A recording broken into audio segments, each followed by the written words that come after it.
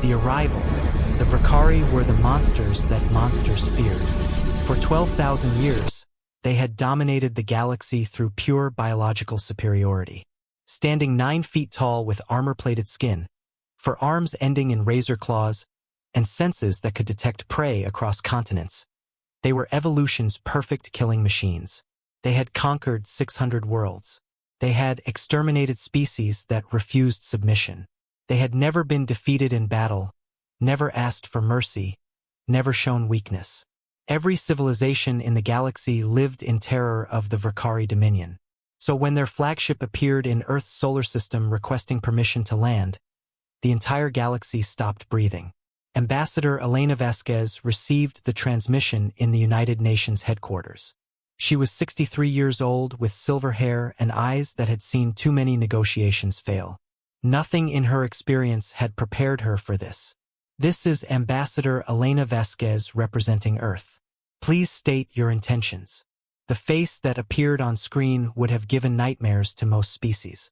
Supreme Huntmaster Kethrak had led the Vakari for 3 centuries. His scarred visage and burning yellow eyes had witnessed the deaths of billions. Ambassador, I am Kethrak, Supreme Huntmaster of the Vakari Dominion. I come not to conquer. I come to request. Elena kept her voice steady. Request what? Help. The word hung in the silence like an impossibility made sound. Help, Elena repeated. The Vakari are asking for help. We are. I will explain in person if you grant us landing permission. I bring only my personal vessel. No weapons except those we carry naturally. Kethrak paused. I give you my word as Huntmaster. We come in peace. The Vakari had never lied. It was perhaps their only honorable trait. They considered deception beneath them. Predators didn't need to lie. Permission granted. Coordinates being transmitted now. The Vakari shuttle landed in Geneva. Security forces from every major nation surrounded the landing site. Tanks, helicopters, soldiers with weapons that would be useless against Vakari biology. Kethrak emerged alone. He walked through the human security cordon without acknowledging it. His eyes scanned the assembled forces with something that might have been amusement. He could have killed everyone present with his bare claws. They all knew it. Elena met him at the entrance to the UN building. Supreme Huntmaster, welcome to Earth. Ambassador, thank you for receiving us. Kethrak's voice was surprisingly soft for such a massive creature. I know what we represent to your people. I know the fear our name inspires. That you agreed to meet speaks well of your species. We prefer diplomacy to war. So we have observed. It is one of the reasons we came to you. They walked through corridors lined with nervous staff. Every human they passed stared at the alien predator with barely concealed terror. Kethrak ignored them all. The Vakari have studied humanity for some time, he said. You are an unusual species. Weak individually. Short-lived. Soft-bodied and easily killed. Thank you for the assessment. I state facts, not insults. But your weakness is deceptive. You compensate through other means. Cooperation. Technology. Adaptability. Kethrak stopped walking. And something else. Something we cannot name but recognize. What would that be? Unpredictability. Every species in the galaxy behaves according to patterns we can analyze. We have conquered hundreds of civilizations by understanding how they think. We know what prey will do before they do it. But not humans? Not humans. Kethrak's yellow eyes studied her. We have run thousands of simulations predicting human behavior. None of them are reliable. You do not act as logic dictates. You make choices that should lead to destruction and somehow survive. You take risks that should be fatal and somehow win. Is that why you're here? Because we're unpredictable. We are here because we face something we cannot defeat. Something that requires exactly what humanity possesses. Kethrak resumed walking. The Vakari Dominion is dying, Ambassador. And you are our only hope. Elena felt the weight of history settling onto her shoulders. The deadliest predators in the galaxy had come to Earth asking for salvation. Whatever threatened them must be terrible beyond imagination. Tell me everything, she said. The enemy. The briefing took place in a secure chamber beneath the UN building. Kethrak stood before assembled world leaders, military commanders, and scientific advisors. Every screen showed the same thing, recordings of something that made even the Vakari look fragile. We call them the Hollow, Kethrak began. They emerged from the galactic core approximately 50 years ago. At first, we believed them to be another species we could conquer. We were wrong. The recordings showed Vakari warships engaging shapeless masses of darkness. Weapons fire passed through the enemy without effect. Vakari soldiers charged with claws extended, and simply vanished when they made contact. They do not fight as we understand fighting. They consume. Every ship they touch becomes part of them. Every soldier they contact ceases to exist as an individual entity. What are they? General Marcus Webb asked. Biological? Technological? Something else? We do not know. Our scientists cannot analyze them because any probe we send is absorbed. Our weapons cannot harm them because they exist in a state our technology cannot affect. We have lost 300 worlds to the Hollow. We will lose 300 more within the decade. Why come to us? Elena asked. We're less advanced than the Vakari. Our weapons are inferior. Our military is smaller. Because your weapons and military are not what we need. Kethrak's voice carried frustration, an emotion humans had never seen from a Vakari. We have tried everything within our understanding. Force, technology, biological warfare. Nothing works. We need something outside our understanding. Something that approaches problems differently. Something unpredictable.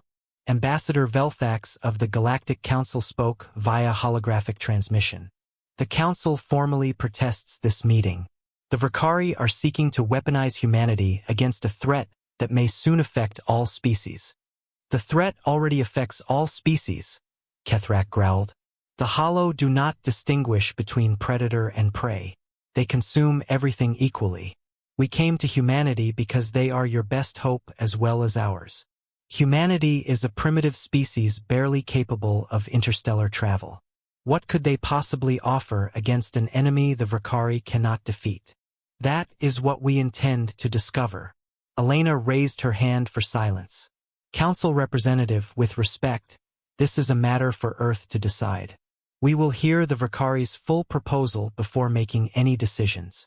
The hologram flickered with annoyance but said nothing more. Continue, Huntmaster.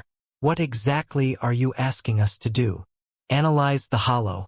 Find their weakness. Develop a strategy for their defeat.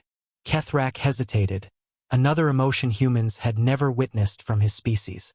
We will share all our data, all our technology, all our resources. We will treat humanity as equals in this endeavor. Equals? General Webb leaned forward. The Vakari don't have equals. You have prey and you have predators. Which are we? You are neither. You are something we have never encountered before. Kethrak met the general's gaze. We are the deadliest predators in known space. We have killed billions. We have destroyed civilizations.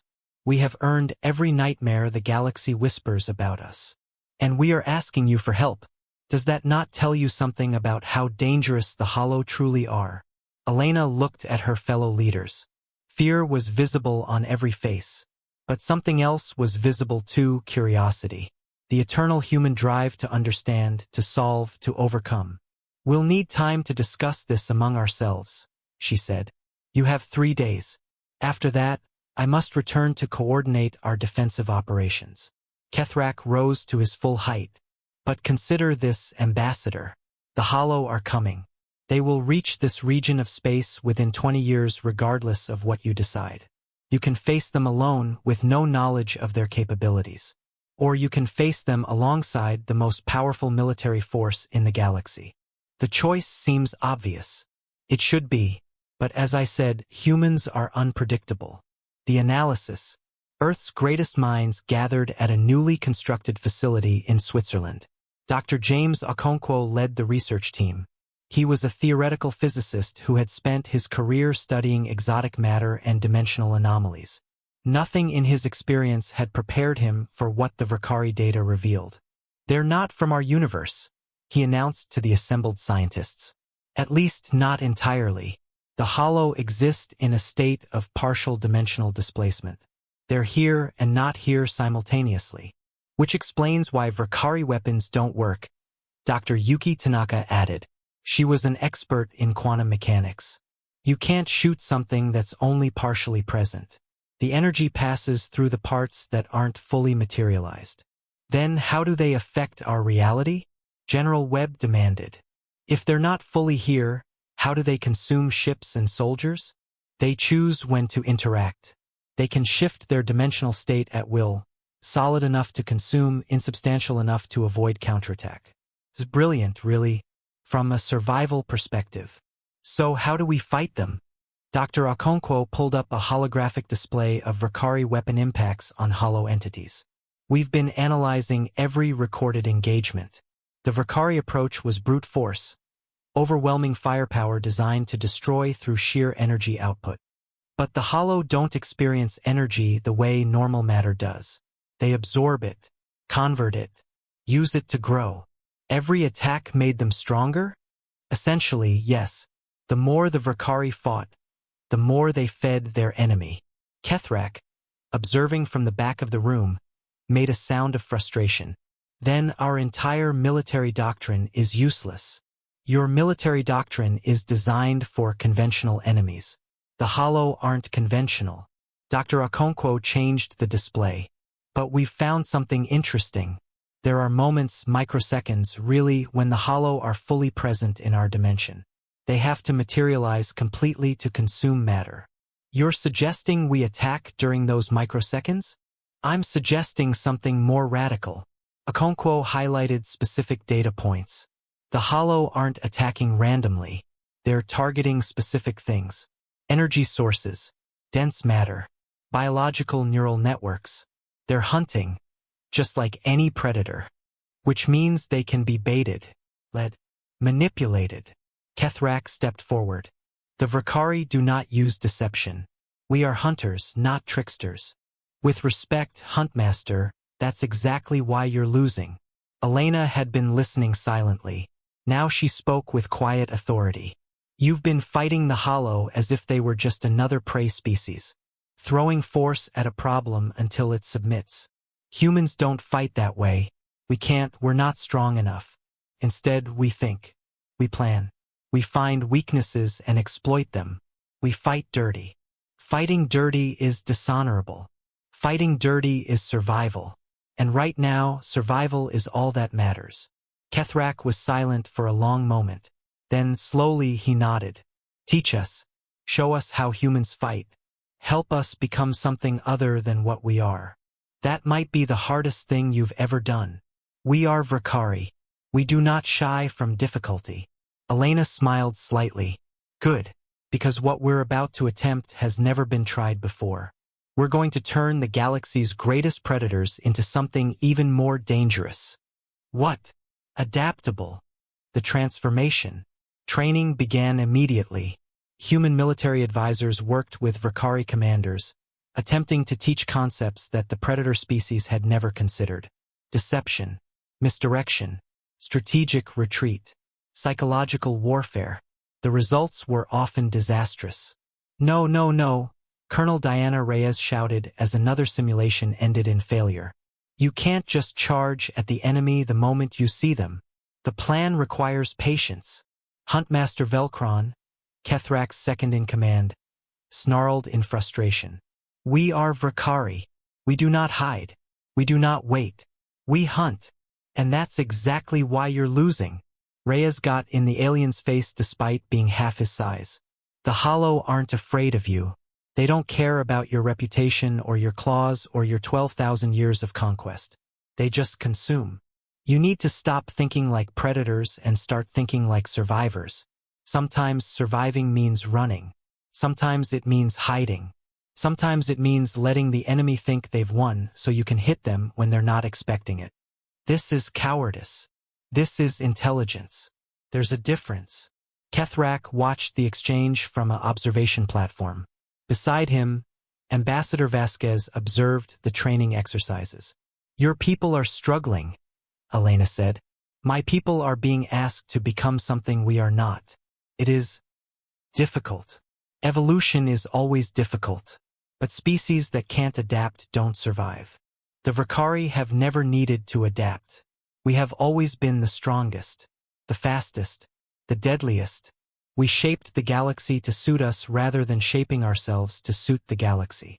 And now the galaxy has produced something you can't shape. Elena turned to face him. Every advantage becomes a weakness if you rely on it too heavily. Your strength made you inflexible. Your success made you predictable. The Hollow exploit exactly those traits. How do humans avoid this trap? We don't have the luxury of strength. We're weak. Remember? Soft-bodied and easily killed. Elena smiled. So we compensate. We change. We grow. Every threat we face makes us different than we were before. You become the thing that can defeat each specific enemy. Exactly. And now we're going to teach the Vakari to do the same. Can it be done? Can 12,000 years of instinct be overcome? I don't know, but we're going to try. Months passed.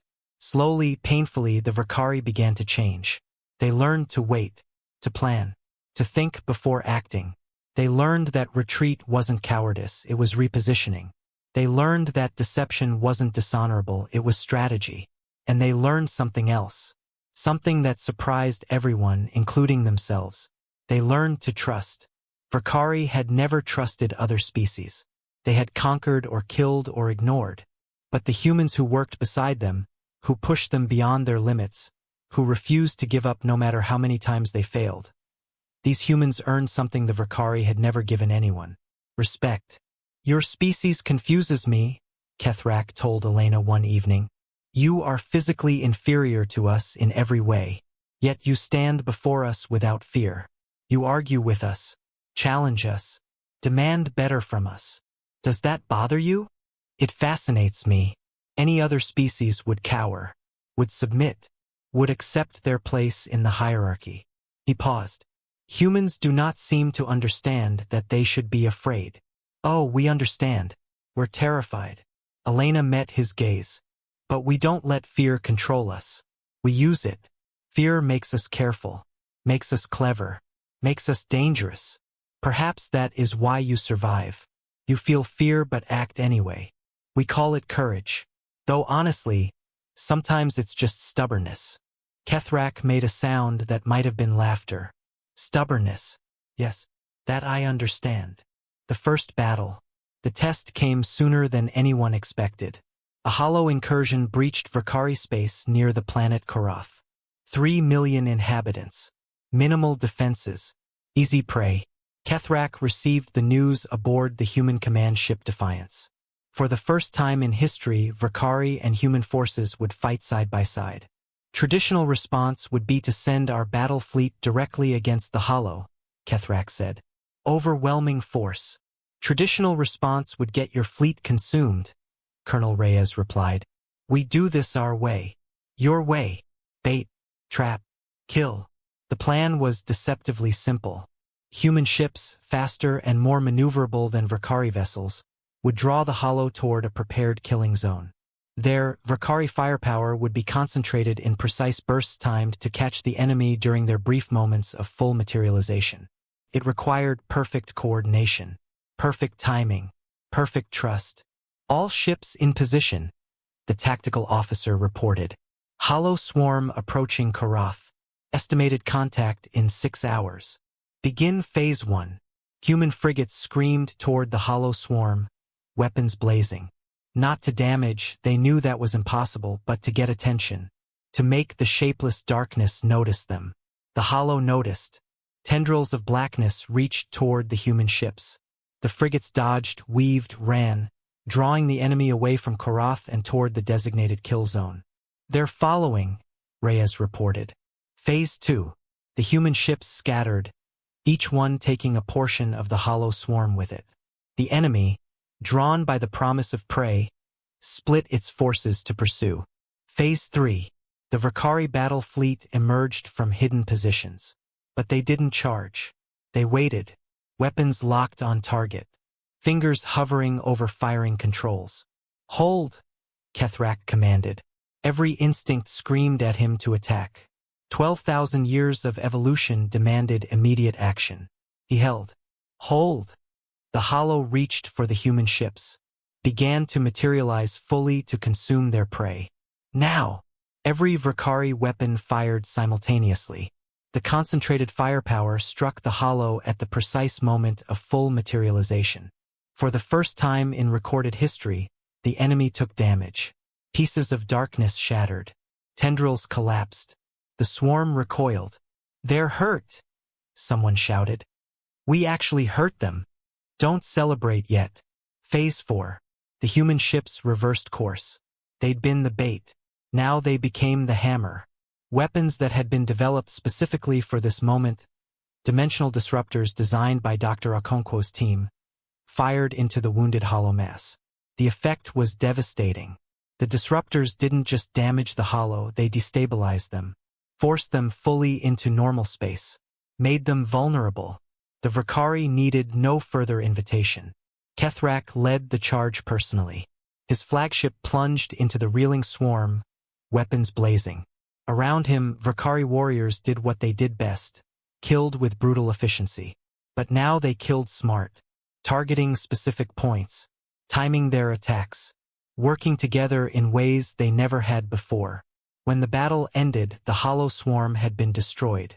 Not driven off, not contained, destroyed. The first victory in 50 years. "Korath is secure," Reyes reported. "Enemy forces eliminated. Casualties minimal." Kethrak stared at the tactical display showing the debris of their enemy. The impossible enemy, the unstoppable enemy, stopped. "How do you feel, Huntmaster?" Elena asked via communication link. "I feel strange. We won not through strength alone but through strategy, through cooperation, through trust." "Disappointed?" "No." Kethrak's voice carried wonder. "No. I feel something I have not felt in centuries." "What?" "Alive. Truly alive. Not just hunting prey that cannot fight back, but facing a real challenge and overcoming it." He paused. "This is what it means to be human. To fight not because you are strongest but because you refuse to lose. Welcome to our world, Huntmaster." The source. Victory at Korath proved that the hollow could be defeated. But one battle wouldn't win the war. Intelligence gathered from the destroyed swarm revealed something crucial. The hollow weren't random. They had a source, a point of origin in the galactic core where they emerged from whatever dimension spawned them. "If we destroy the source, we stop the invasion," Dr. Okonkwo explained at the strategy session. "No more reinforcements. No more new swarms. The existing hollow can be hunted down and eliminated." "What is the source?" Kethrak asked. "We're not entirely sure. Some kind of dimensional rift. A tear between our universe and wherever the hollow come from. Our scans suggest it's artificial." "Artificial?" "Someone created the hollow. Created them or summoned them. Either way, there's a mechanism. Mechanisms can be broken." The assault on the galactic core required the largest fleet in history. Human ships, Vakari dreadnoughts, even vessels from other species who had seen the victory at Korath and wanted to join the winning side. Admiral Tanaka, humanity's senior military commander, led the expedition. "This is a one-way mission for many of us," she told the assembled fleet. "The core is heavily infested. We're going to lose ships. We're going to lose people. But if we succeed, we save the galaxy. If we fail, then the hollow consume everything. There is no second chance." The fleet jumped to the galactic core. What they found was beyond nightmare. The hollow source was a wound in reality itself. A tear in space that bled darkness. Around it, swarms beyond counting. Millions of entities. Billions. More hollow than the galaxy had ever seen gathered in one place. "Admiral, we're detecting massive enemy movement. They know we're here." "Of course they do. We're not hiding." Tanaka's voice was steady. "All ships, attack formation Omega. We punch through to the rift and close it. Whatever the cost." The battle for the galactic core began. Human ships led the charge, their maneuverability allowing them to slip through hollow formations. Behind them, Valkyrie dreadnoughts laid down covering fire, their weapons now properly timed to catch materializing enemies. Ships died by the hundreds. Swarms engulfed vessels that couldn't evade in time. Brave crews sacrificed themselves to create openings for others. "We're losing too many ships," Kethrak reported. "At this rate, we won't reach the rift." Then we changed the rate. Tanaka made a decision that would be debated for centuries. "All human vessels, prepare for Protocol Omega." "Admiral, that's our only chance." "Execute." Protocol Omega was humanity's final option. Ships overloading their dimensional disruptors to create cascading instabilities. The crews would die, but the effect would be devastating. 12 human vessels accelerated toward the densest hollow concentration.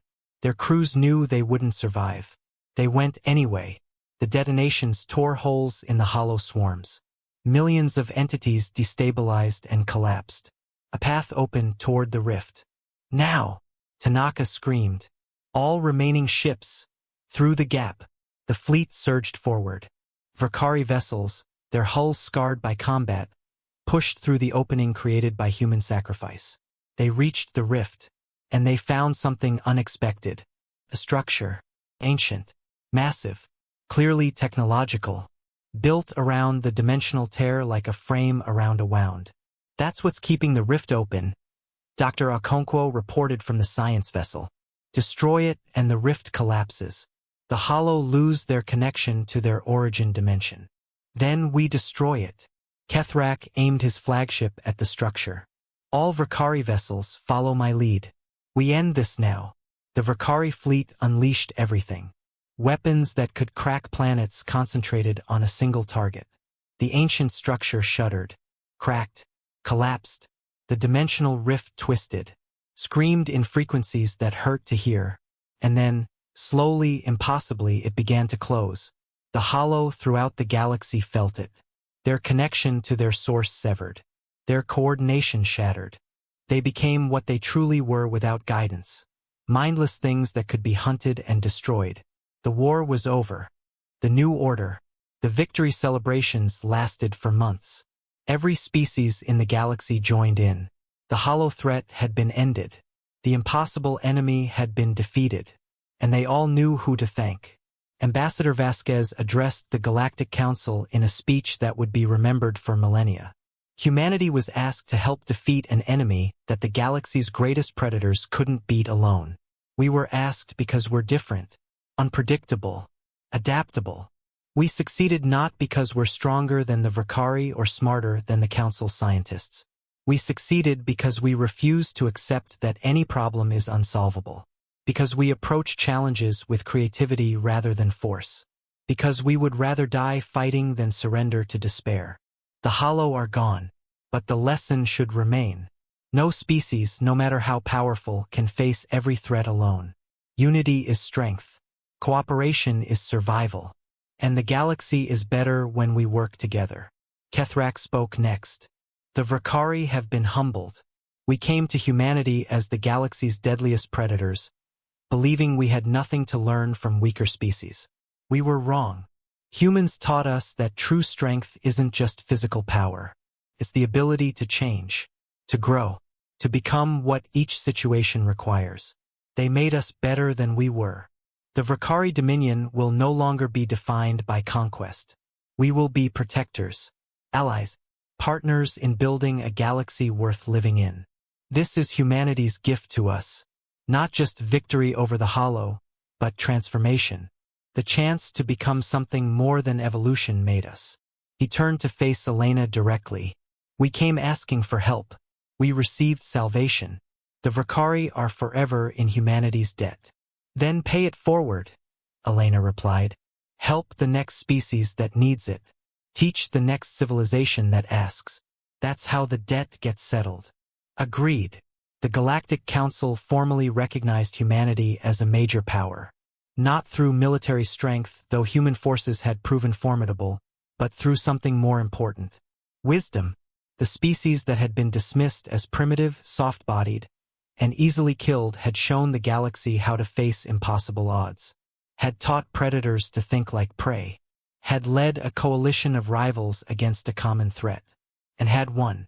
5 years after the victory, Admiral Tanaka retired. Her final address to the Human Defense Force captured what the experience had meant.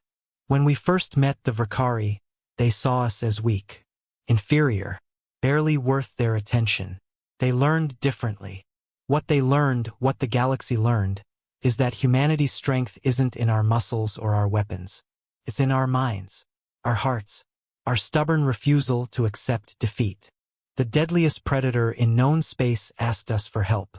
We gave it, and in doing so, we proved that the deadliest predator isn't the strongest or the fastest. It's the most adaptable, the most creative, the most determined. It's us. She looked out at the stars visible through the observation deck. The galaxy used to fear the Vakari.